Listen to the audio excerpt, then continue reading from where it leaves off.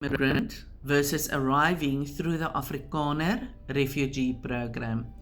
I decided to do this and ask ChatGPT, and you can go and check it as well. There may be a few cents missing or added, but the basics are here. And this is why we as South Africans need to be extremely thankful for what Donald Trump's program is actually giving us, so that we don't, when we land in America, start complaining. There's a lot that you don't understand what you need to be thankful for. So let's go. You would have needed, under normal immigration, you would have needed at least 50,000 to 250,000 rand, not dollars. I've worked it out in rand so that you get it, for an immigration attorney. Under the refugee program, you don't need it at all. You would have needed to pay between 8,000 and 50,000 rand for your visa application fees.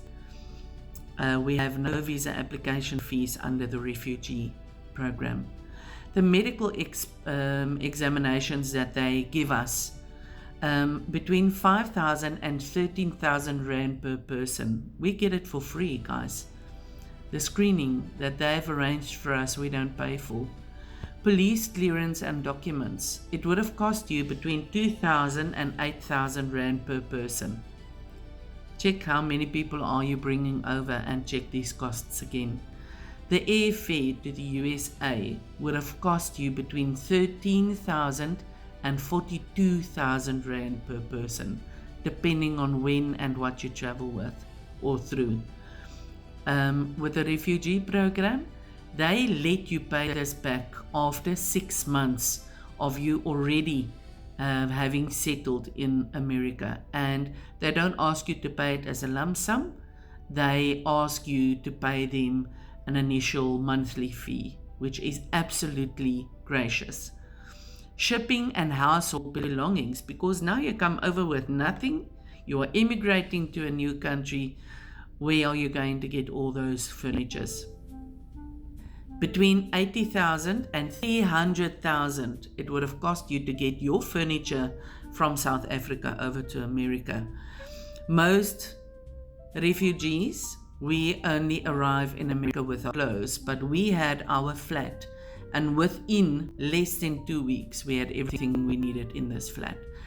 In America, they will give you the basic utensils so that you can start off, but there are a lot of Facebook pages in your various areas that you land in that you can check that they give stuff away. Just check and see who else stays close to you and ask them if they can help you to go and fetch it. As simple as that. It's still much better than the 80 to 300,000 rand you needed to have had. The other way around. If you would have come over as immigration instead of refugee, your initial apartment deposits would have been 70,000 to 100,000. You don't have to pay this. They help you with living assistance in the beginning. Furniture and appliances that you would have needed if you didn't bring anything over to buy them, 100,000 rand to 150,000 rand easily, just to get the basics. Here you get the basics, only the basics, but you don't fork out 1 cent. Not 1 cent. Okay, vehicle purchase between 250,000 rand and 500,000 rand if you needed to buy a vehicle in America when you come over. No vehicle provided, but assistance may be available to access transportation resources. We have been in America now, yesterday, exactly 3 months. We bought our vehicle through the normal finance tier option through bank purchase with Round Rock Toyota, through other people who have come here before us and made arrangements on our behalf. We paid only $1,000 deposit to have that function. So yeah, are we lucky or what? Yes, we are. Utilities. No, let's go back. Groceries for the first month. 20,000 rand upwards. Do you need it? No, they give you some groceries when you land. They give you cash assistance for a few months. And then you have food pantries and food banks that you can go to get groceries for free. Utilities and internet setup. It would have cost you normally 15,000 to 20,000 rand to get that set up if you came to America out of your own pocket. Now they give you guidance and assistance with the setup. Yes, we paid for it, but remember, you get cash assistance. So do you really pay for it, or do they help you? Health insurance. You would have needed 8,000 to 20,000 rand per month for health insurance.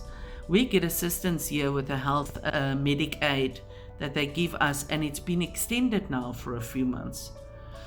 So are we lucky? Yes, we are. Finding employment.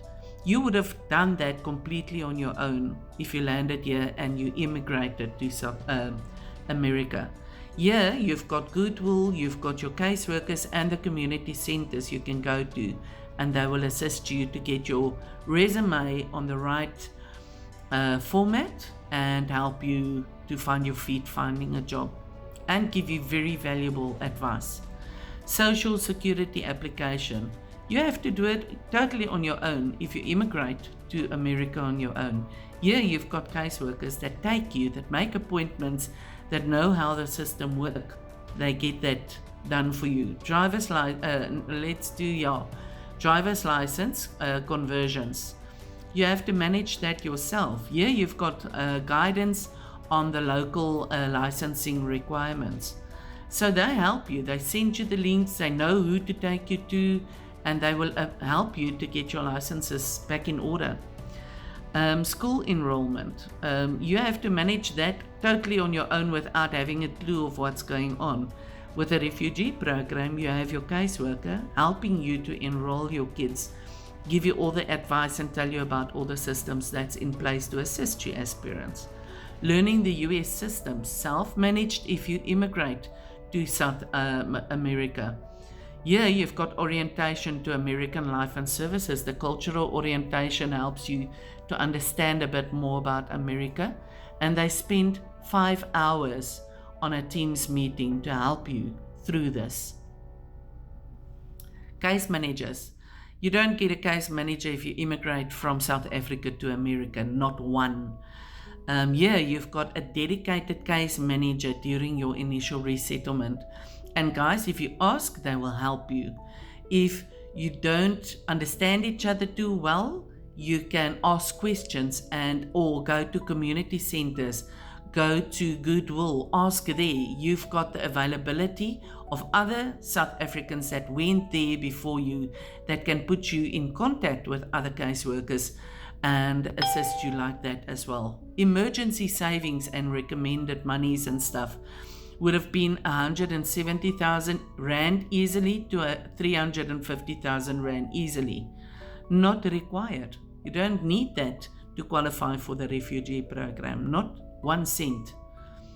So instead of just wanting to moan and groan about the program, guys, please, please, please think about what they are giving us. We can say thank you, Donald Trump. So whether we agree with you or whether the South Africans don't agree with you, it doesn't matter. Me, as a refugee applicant, want to say from the bottom of my heart, as a refugee, and I would like to include my brothers and my sisters and my fellow countrymen and say thank you very much, sir, for giving us this opportunity.